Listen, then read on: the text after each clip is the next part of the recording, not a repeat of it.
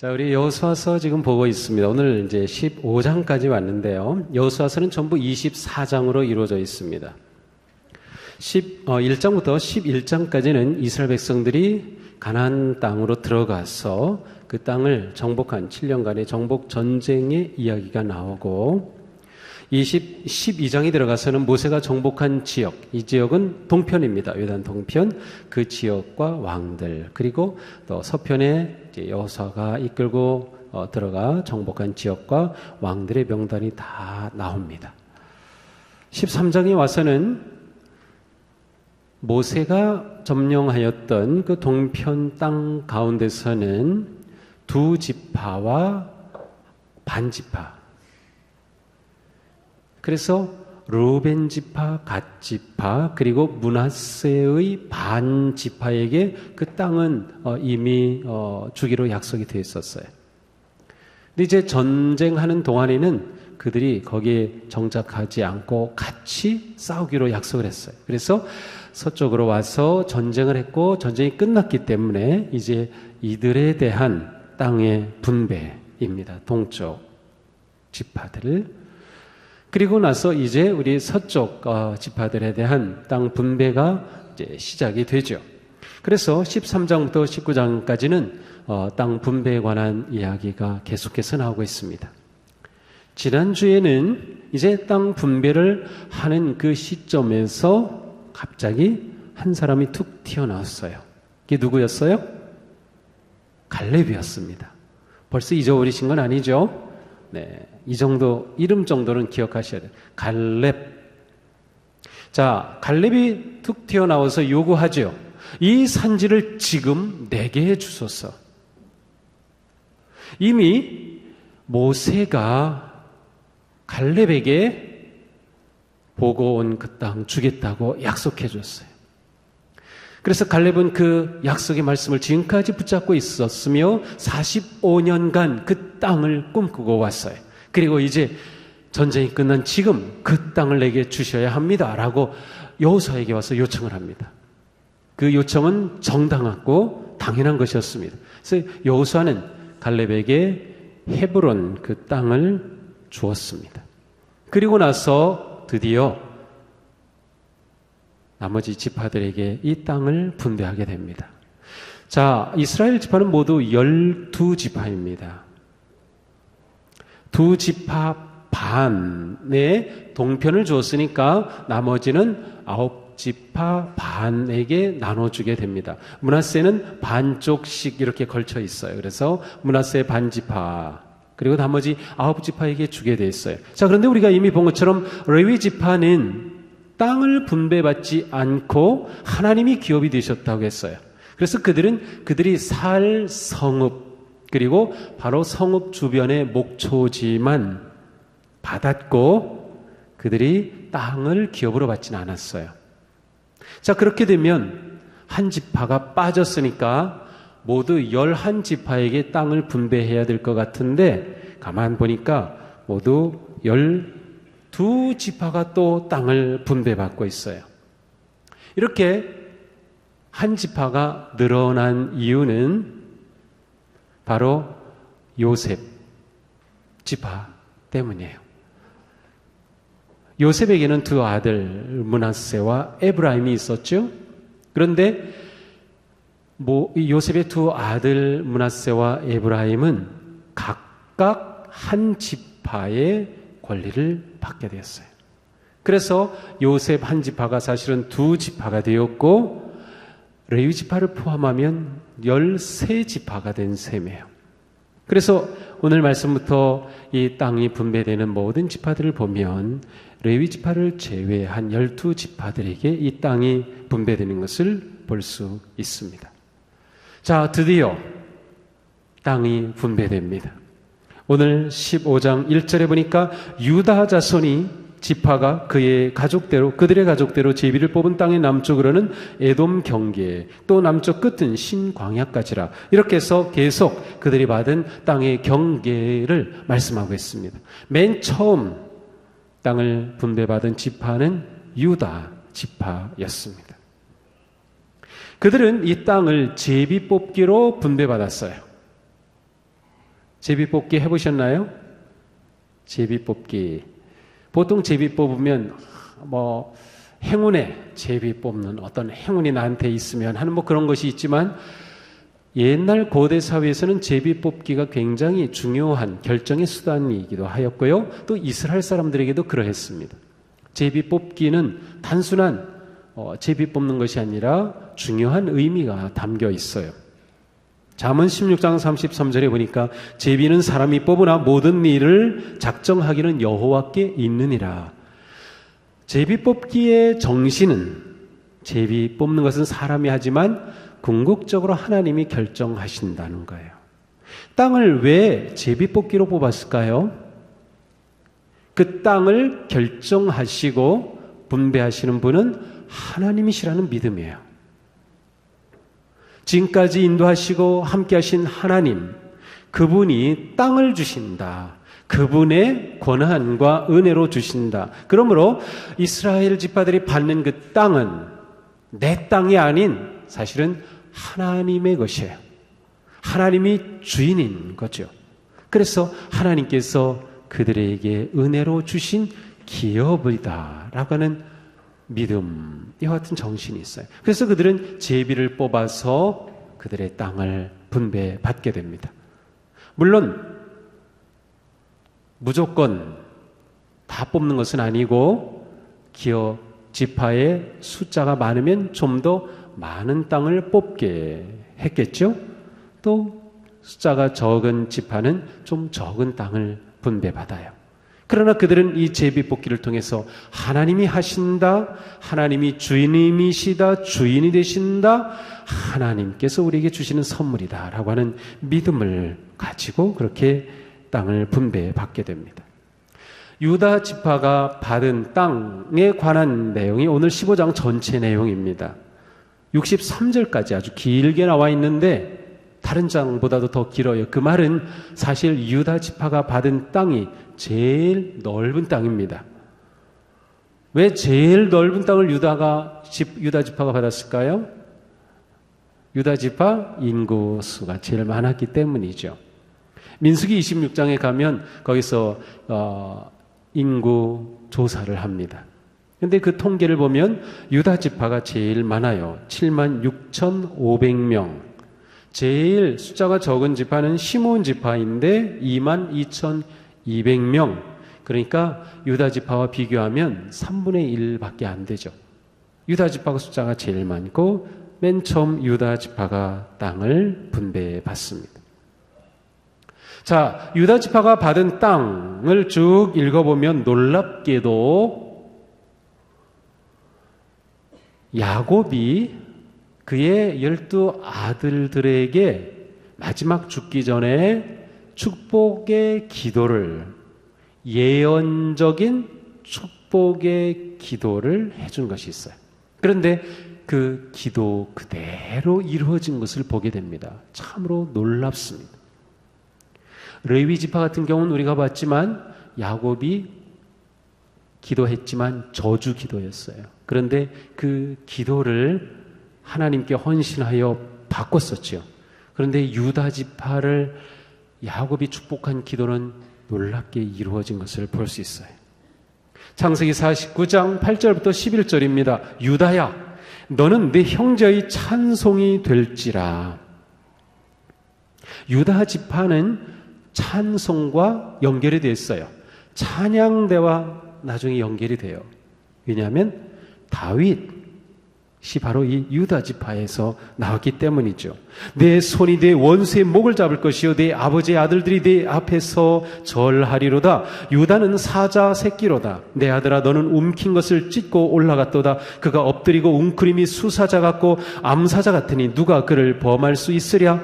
규가 유다를 떠나지 아니하며 통치자의 지팡이가 그 발 사이에서 떠나지 아니하기를 실로가 오시기까지 이르리니 그에게 모든 백성이 복종하리로다. 그의 나귀를 포도나무에 매며 그의 암나귀 새끼를 아름다운 포도나무에 맬 것이며 또 그 옷을 포도주에 빨며 그의 복장을 포도즙에 빨리로다. 자, 유다 지파가 받은 땅은 굉장히 넓은 땅이었어요. 넓은 땅이라고 하는 것은 그만큼 그 주변에 다 다른 나라들이, 적들이 많이 있다는 의미이기도 합니다. 실제로 유다가 받은 땅을 보니까 동쪽으로는 모압, 남쪽으로는 에돔, 남서쪽으로는 아말렉, 서쪽으로는 블레셋. 그래서 남쪽에 이집트와 모압과 블레셋, 사해에서 남쪽 이집트에 이르는 그러한 넓은 지역이 국경입니다. 이러한 주변 나라들과 싸워야 하기 때문에 강한 통치자가 필요했어요. 야곱의 축복 기도에는 바로 사자와 같은 강한 통치자에 대한 기도가 있어요. 근데 실제로 다윗이 유다 지파에서 나왔어요. 근데 규가 내게서 떠나지 아니라, 왕이 잡고 있는 그 권위의 상징인 규가 떠나지 아니하리라, 실제로 유다에서 나온 다윗 가문에서 왕위가 계속 이어졌죠. 또 야곱의 기도에는 실로가 오시기까지 하리니, 실로는 지명이 아닌 어떤 인물의 이름임을 알 수 있어요. 도대체 실로가 누굴까? 그런데 이사야서에 가서 보면 실로는 이스라엘 백성들이 기다릴 평강의 왕 메시아를 상징해요. 메시아가 네 지파에서 나온다. 실제로 예수 그리스도는 다윗의 자손으로 오셨죠. 또 마지막에는 포도나무에 관한 예언을 했습니다. 나귀를 포도나무에 매며 암나귀 새끼를 아름다운 포도나무에 맬 것이며 그 옷을 포도주에 빨고 복장을 포도즙에 빨리로다. 실제로 유다 지파가 받은 땅에는 좋은 포도원들이 있었습니다. 45년 전 이스라엘의 정탐꾼들이 가나안을 정탐하고 돌아갈 때 어깨에 메고 갔던 포도송이는 바로 유다 지파가 차지했던 그 땅에서 나오는 포도송이를 딴 것이었어요. 물론 이 땅은 전체적으로는 굉장히 산지이고 광야가 많은 곳이기도 하였습니다. 이처럼 야곱의 기도가 유다 지파에 그대로 이루어진 것은 참으로 놀랍습니다. 그러므로 오늘 본문 가운데서 유다 지파가 받은 많은 땅들의 이름들이 나오는 것은 정말 축복한 그 기도대로 하나님께서 유다 지파에게 허락해 주셨음을 알 수 있어요. 놀라운 은혜의 응답인 것이죠. 100개가 넘는 성읍을 기업으로 받았습니다.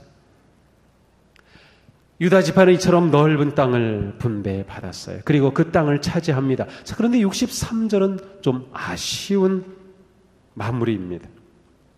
맨 마지막 63절에 이렇게 말씀하죠. 예루살렘 주민 여부수 족속을 유다 자손이 쫓아내지 못하였으므로 여부수 족속이 오늘까지 유다 자손과 함께 예루살렘에 거주하니라. 유다 지파가 그들의 땅으로 준 이 여부수 족속이 사는 땅, 예루살렘 땅이에요. 여기는 그들이 점령하지 못했어요. 쫓아내지 못하였으므로. 너무 아쉬워요. 그 땅도 차지했으면 좋았을 텐데. 그래서 이 말씀을 읽을 때 이런 생각을 해봤어요. 과연 그들이 쫓아내지 못했던 것일까? 아니면 쫓아내지 않은 것일까? 왜냐하면 하나님께서 그 땅을 주셨다는 것은 그 땅을 차지할 수 있다는 뜻이거든요. 그들이 쫓아낼 수 없다, 할 수 없다라는 의미는 뒤집어서 보면 하나님이 도우셔야만 된다. 하나님이 도우셔야 차지할 수 있는 땅이다. 하나님을 의지해야 할 땅이다. 그런 뜻이에요. 그런데 우리가 할 수 없다라고 끝내버리고 말았어요. 우리가 할 수 없다라고 하면 그 다음 단계로 가야죠. 그러면 우리가 어떻게 하지? 우리에게 분명히 주신 땅인데 우리가 여기서 끝낼 건가? 하나님이 주셨다면 하나님께서 이루실 것이다. 그래 하나님께 구하고 하나님의 도우심을 의지해야 됐을 텐데 그들은 머무르고 말았어요. 사실 이 여부수 땅 예루살렘은 나중에 가서 다윗 왕 때에 차지하게 됩니다. 그리고 그곳을 왕국의 수도로 삼지요. 지금까지 내려오는 예루살렘입니다. 우리 믿음 생활도 어쩌면 이럴 때가 있을지 몰라요. 할 수 없어요. 너무 쉽게 내뱉는 할 수 없어요 라는 말이 어쩌면 그 뒤에는 하지 않을래요? 하고 싶지 않아요? 내 그런 일 힘들어서 내가 원치 않아요? 그런 뜻이 숨겨 있는 것은 아닌가요? 사도 바울의 고백은, 말씀은 무슨 뜻일까요? 내게 능력 주시는 자 안에서 내가 모든 일을 할 수 있습니다. 그건 무슨 뜻일까요? 우리는 할 수 없다라고 말하기 전에 깊이 생각해 봐야 합니다. 근데 실제로 우리가 할 수 없는 일들이 있어요. 여호수 족속은 아주 강한 족속이었어요.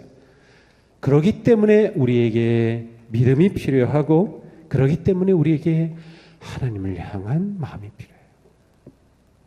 믿음의 사람은 할 수 없는 일에 멈추지 않고 거기서 하나님의 손길을 구하고 하나님의 도우심을 바라고 하나님의 능력을 의지합니다. 우리가 지금까지 살아오면서 하나님이 도우시면 할 수 있었을 일인데 안타깝게도 할 수 없다라고 포기했기 때문에 이루지 못한 일들이 얼마나 많이 있을까요? 우리가 믿음으로 살아간다고 하는 것은 조심스럽게 주의 깊게 말하고 행동하는 것이에요.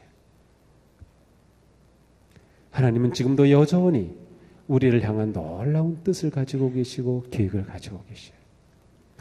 그래서 우리에게 약속해 주신 거죠. 아직도 정복해야 할 땅이 많다.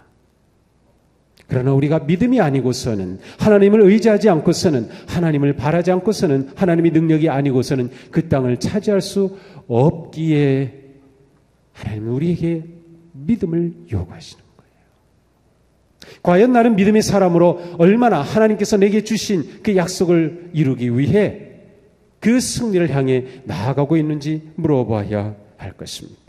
우리는 모든 상황에서 오직 하나님을 향하고 하나님을 바라고 하나님을 의지하는 그러한 믿음으로 도전하는, 새로운 땅을 정복하고 새로운 세계를 열어가는 그러한 승리하는 삶을 향해 나아갈 수 있어야 하는 것이죠.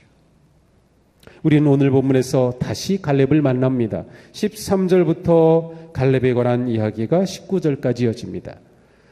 갈렙의 이야기가 들어온 것은 갈렙이 유다 지파였기 때문에 그래요.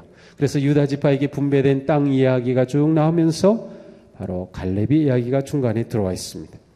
13절은 이렇게 시작이 되죠.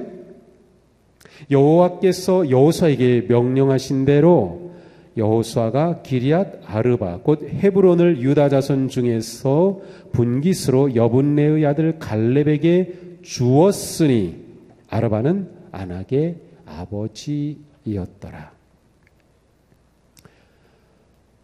우리는 앞에서 여호수아가 갈렙에게 요청한 그 땅, 이 산지 헤브론을 준 것을 보았어요. 그래서 이 갈렙은 그 땅을 받았어요. 그 땅을 점령했을까 궁금한데 13절 이후에 분명히 드러납니다. 14절, 갈렙이 거기서 아낙의 소생 그 세 아들 곧 세세와 아히만과 달메를 쫓아내었고 그 거대한 아낙의 세 자손들이 차지하고 있던 땅에서 그들을 쫓아냈어요. 헤브론을 차지했습니다. 85세의 나이에 그 땅에 올라가서 실제로 그 땅을 차지했습니다. 그리고 계속해서 나아갑니다. 15절, 거기서 더 올라가서 드빌 주민을 쳤는데 드빌의 본 이름은 기럇 세벨이라. 자, 그들은 더 올라가서 기럇 세벨 땅까지 이제 쳐 올라가고 있어요. 자, 그런데 갑자기 예기치 않은 그러한 표현이 나옵니다. 바로 16절입니다. 갈렙이 말하기를 기럇 세벨을 쳐서 그것을 점령하는 자에게는 내가 내 딸 악사를 아내로 주리라. 자, 갈렙이 지금 올라가고 있죠? 이미 세 지역에서 안악의 아들들의 땅을 다 그들을 쫓아냈어요. 그리고서 계속 쳐서 올라가고 있죠. 기럇세벨을 향해서 올라가면 그 땅을 점령하였더라 이렇게 나와야 되는데 갈렙이 멈췄어요. 그리고 지금 우리가 올라가서 찾아라 그런 이 땅, 기럇세벨 이 땅을 점령하는 자에게 내가 내 딸을 주겠다 하고 말하는 거예요. 지금 갈렙에게 무슨 일이 일어난 거죠? 무슨 일이 일어난지 몰라요. 하지만 갈렙이 직접 가지 못한 무슨 일이 일어났어요. 아마도 이 전쟁을 하면서 갈렙이 중상을 입은 것이 아닐까 추측을 해볼 수 있겠죠. 그래서 내가 지금 같이 갈 수 없구나. 이 땅을 올라가서 차지하는 자에게 내 딸을 주마. 이렇게 약속한 거죠. 이 갈렙의 말을 들은 온니엘은 그나스의 아들인데 갈렙에게는 조카입니다. 이 온니엘이 실제로 올라가서 기럇세벨 드비를 점령했어요. 그러니까 갈렙은 약속을 지켜야죠. 자기 딸 악사라고 하는 딸을 온니엘에게 주었습니다. 그래서 악사와 온니엘은 결혼한 거죠. 자, 결혼하게 되면서 그들이 어디에서 살게 됩니까? 18절, 악사가 출가할 때, 결혼할 때 그에게 청하여 자기 아버지에게 밭을 구하자 하고 나귀에서 내림에 갈렙이 그에게 묻되 내가 무엇을 원하느냐. 자, 이제 결혼했어요. 그래서 이 악사가 자기 어쩌면 원했는지 안 했는지 모르지만 아버지의 약속 때문에 남편이 된 온니엘과 함께 살 곳으로 가는 거죠. 그런데 가다가 내렸어요. 내려서 아버지에게 요청을 하는 겁니다. 네가 무엇을 원하느냐. 그러자 갈렙의 딸 악사가 말하죠. 19절, 내게 복을 주소서. 아버지께서 나를 네겝 땅으로 보내시오니 샘물도 내게 주소서 하매 갈렙이 윗샘과 아랫샘을 그에게 주었더라. 이 갈렙의 딸 악사가 꼭 갈렙을 닮았어요.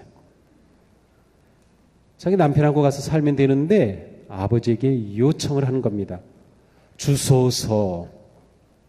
지금 우리가 가는 땅, 여기는 굉장히 거친 땅입니다.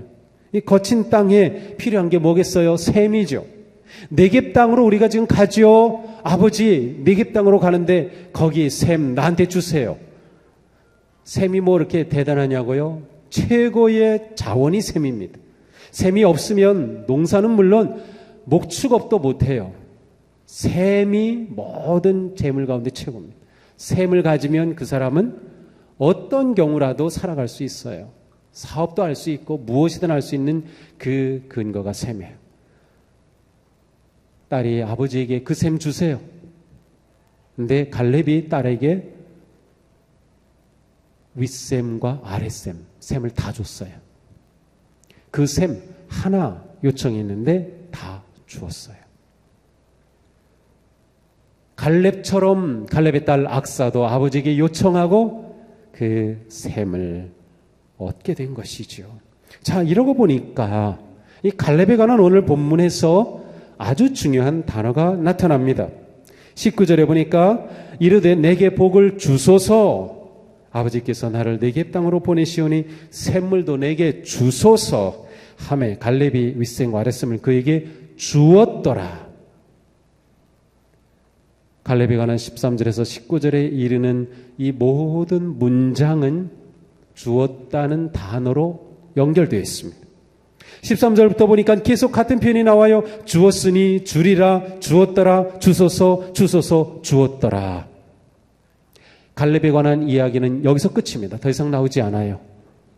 갈렙의 묘비명이 무엇일까? 주었더라입니다. 두 가지 의미. 갈렙에게 하나님께서 주었더라. 갈렙이 딸에게 주었더라. 이것이 갈렙을 표현하는 단 한 단어의 요약이라고 할 수 있습니다. 갈렙의 인생은 어떤 인생인가? 하나님이 말씀하신 약속을 붙잡았고 그 약속을 신뢰했고 의지했고 하나님께서 약속대로 그에게 주신 것을 받아 누리는 인생이었어요. 하나님의 주실 것을 기대했고 하나님의 주실 것을 신뢰했고 하나님의 주신 것을 받아 누리는 인생. 내게 하나님이 주셨다. 하나님이 내 인생의 주인이시다. 하나님이 내 모든 것의 은혜의 주님이시다라고 하는 믿음이 그의 전부였습니다. 그는 하나님이 주신 것을 은혜로 누리는 삶을 살 줄 알았습니다. 그것의 가치를 알았습니다. 내게 주신 것이 하나님께서 은혜로 주신 것이라는 그 믿음이죠. 지난주의 말씀처럼 하나님께서 내게 주신 기업이다라고 하는 믿음이에요. 내 가정 하나님이 내게 주신 기업이야. 내 자녀 내게 주신 기업이야. 내 직장 내게 주신 기업이야. 교회 내게 주신 영적 기업이야. 내게 하나님이 주신 기업이라는 믿음. 그리고 갈렙은 그 믿음을 누리며 살았습니다. 그러나 이것이 끝이 아닙니다. 그는 그가 받은 것을 다음 세대에게 줄 알았습니다. 하나님께서 그에게 주었으니 갈렙도 다음 세대에게 주었습니다. 이것이 거룩한 그리스도인의 삶입니다. 하나님이 주신 은혜를 흘려보내는 것입니다. 하나님이 우리에게 주신 사랑을 흘려보내는 것입니다. 하나님이 우리에게 주신 복을 흘려보내는 것입니다. 하나님이 내게 주신 가장 소중한 은혜와 복이 무엇인가요? 그것을 흘려보내세요. 내게 하나님이 예수 그리스도를 통하여 생명을 주셨다. 바로 그 생명을 흘려보내셔야 됩니다. 이것이 선교적 삶이고 전도자의 삶이에요. 이것이 우리의 사명입니다. 하나님께서 우리에게 거저 주신 것은 사실 우리 보고 주라고 거저 주신 거예요. 우리는 다음 세대에 대한 흘려보내는, 그들을 축복하는, 그들에게 내가 받은 것 주는 그러한 삶을 살아야 돼요. 그래서 교회 안에 아름다운 신앙의 계승이 이루어져야 돼요. 너무도 중요한 거죠. 갈렙은 위대한 믿음의 계승자였습니다. 받았고 전해주는 것이죠. 우리가 그리는 우리의 삶, 우리의 가정, 우리 교회의 모습은 무엇입니까? 아름답게 받은 것을 주는, 흘려보내는.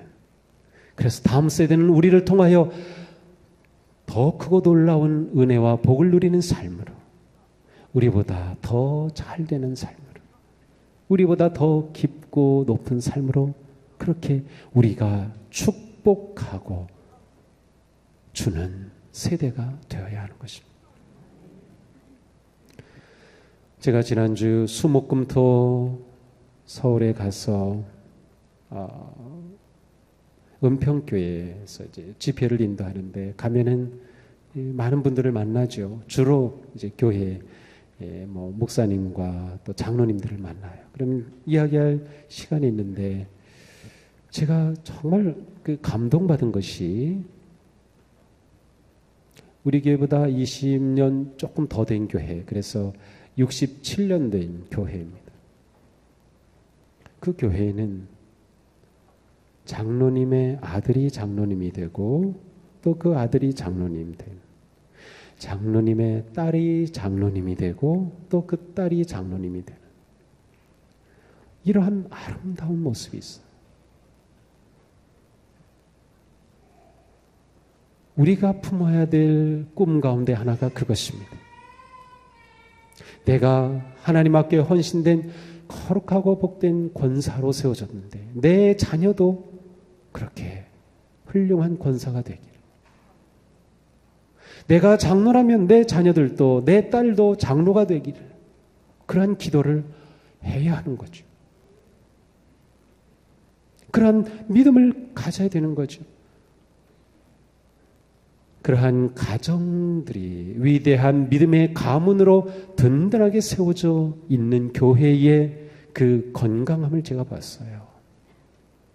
앞으로 20년 지나면 우리도 67년쯤 되는데 우리 교회도 그러한 아름다운 믿음의 계승이 있을까요?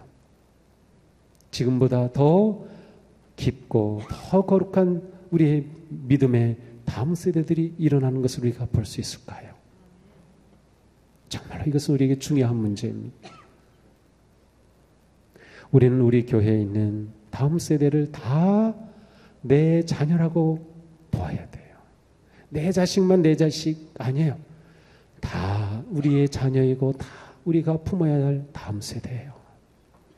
우리는 결코 혼자 잘날 수 없어요. 다 같이 잘 돼야 돼요. 우리 안에 품어야 할 꿈 바로 그것은 갈렙이 보여준 것과 같습니다. 예수님은 말씀하셨습니다. 너희가 거저 받았으니 거저 주어라. 우리가 은혜로 받았기에 그 은혜를 흘려보내는 멋지고 아름다운 건강한 삶, 건강한 교회, 건강한 성도, 복된 주님의 자녀들로 헌신하게 되기를 주님의 이름으로 축복합니다. 기도하겠습니다.